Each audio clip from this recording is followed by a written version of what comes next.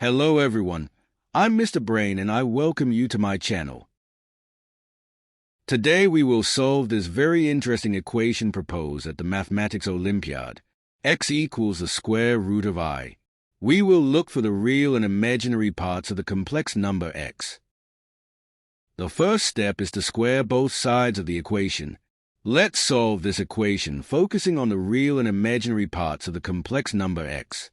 Let's assume that x equals a plus b times I, where a and b are real numbers, and we want to find a and b such that a plus I times b squared equals I.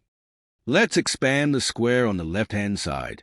The square of a binomial is the sum of the square of the first terms, the square of the last term, and twice the product of the two terms.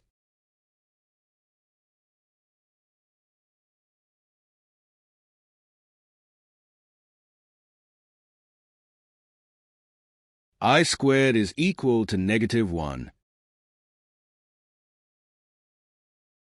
Let's focus on the real and imaginary parts of the complex number x squared. Since it must be equal to the imaginary unit, the real part must be 0 and the imaginary part must be 1.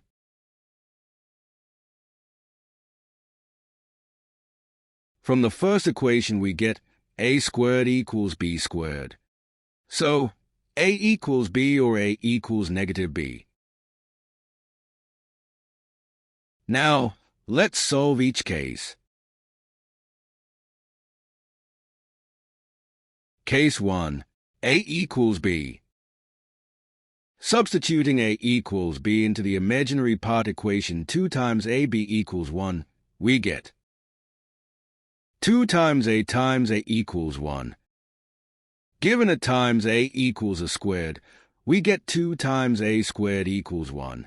And dividing by 2 both sides of the equation, we get a squared equals 1 over 2.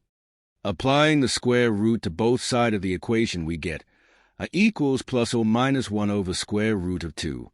And then rationalizing the denominator e get a equals plus or minus square root of 2 over 2. Since A is equal to b, we can now write the two solutions of the starting equation.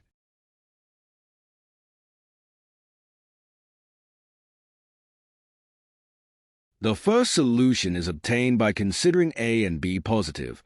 Then we get square root 2 over 2 plus I square root 2 over 2. The second solution is obtained by considering a and b negative. Then we get negative square root 2 over 2 minus I square root 2 over 2.